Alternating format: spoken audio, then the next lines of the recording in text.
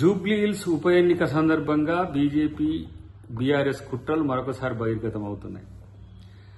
అజరుద్దీన్ గారిని ఈరోజు మంత్రివర్గంలోకి తీసుకుంటామంటే బీజేపీకి తలనొప్పిగా మారింది. గవర్నర్ గారి మీద ఒత్తిడి తీసుకొచ్చి ఆ ప్రమాణ స్వీకారం జరగకుండా చూడాలని చూస్తున్నది.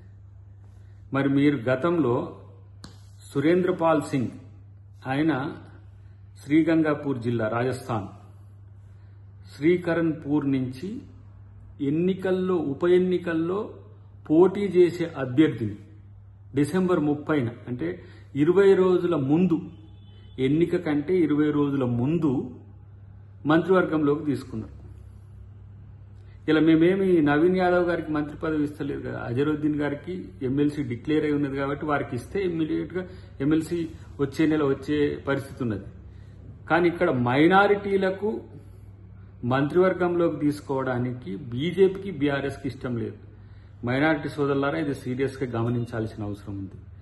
అదే మరి సురేంద్రపాల్ సింగ్ ని ఏ విధంగా ఎన్నిక 20 రోజులు ఉందనంగా మంత్రివర్గంలోకి బీజేపీ తీసుకుందో ప్రశ్నించాల్సిన అవసరం ఉంది. ఇలా బీఆర్ఎస్ దాన్ని ప్రశ్నించకపోగా బీజేపీ వాదనకు తోడుగా ఉండేటట్టుగా ఈరోజు ప్రయత్నం చేస్తున్నది. కాబట్టి గతంలో కవిత గారి చెప్పిండ్రు ఏ విధంగా బీజేపీ బీఆర్ఎస్ పొత్తు ఉంటుంది అంతర్గతంగా అనేది అందరికీ తెలుసు. గత ఎన్నికల్లో ఎమ్మెల్యే ఎన్నికల్లో బీజేపీ బీఆర్ఎస్ కు సహకరించింది. తర్వాత ఎంపీ ఎన్నికల్లో తను 0కు వచ్చి కూడా 0కు పడిపోయి ఒక్క ఎంపీ సీటు రాకుండా బీజేపీకి 8 ఎంపీ సీట్లు ఇచ్చిన చరిత్ర బీఆర్ఎస్ది. కాబట్టి ఈ రాజకీయ రహస్య ఒప్పందంలో భాగంగానే ఇప్పుడు బీజేపీ బీఆర్ఎస్ కొరకు చేస్తున్న ప్రయత్నం అజరుద్దీన్ గారిని మంత్రివర్గంలో తీసుకోకుండా చేస్తున్న కుట్ర అనేది మేము తెలియజేస్తున్నాం.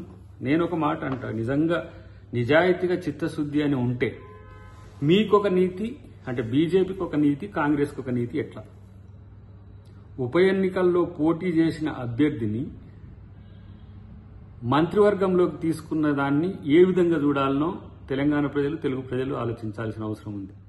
బీజేపీ తన ఎన్నికల్లో గెలవడానికి ఏది చేసినా అది రాజనీతి. కానీ కాంగ్రెస్ అలాంటి ప్రయత్నం చేస్తే అట్టెట్లా చేస్తారు? ఓట్ బ్యాంక్ పాలిటిక్స్ చేస్తున్నారు, పూర్తిగా మైనారిటీలకు అనుకూలంగా ఉంటున్నారు అంటున్నారు. నేనంటున్నా మరి ఆ రోజు మీరెందుకు సురేంద్రపాల్ సింగ్ కు మంత్రివర్గంలోకి తీసుకున్నారో సమాధానం చెప్పాల్సిన అవసరం ఉంది. అదే సమయంలో బీఆర్ఎస్ పార్టీ మైనారిటీలకు ఎంత వ్యతిరేకంగా ఉందో, ఒక మైనారిటీ మంత్రిని మంత్రివర్గంలోకి తీసుకుంటామంటే చేస్తున్న కుట్రలు. ఒక ఓబీసీ బిడ్డకు మేము యంగ్స్టర్ కు మేము ఎమ్మెల్యే టికెట్ ఇస్తే తన మీద రౌడీ సీటర్ అని ఇష్టం వచ్చినట్టుగా పిచ్చి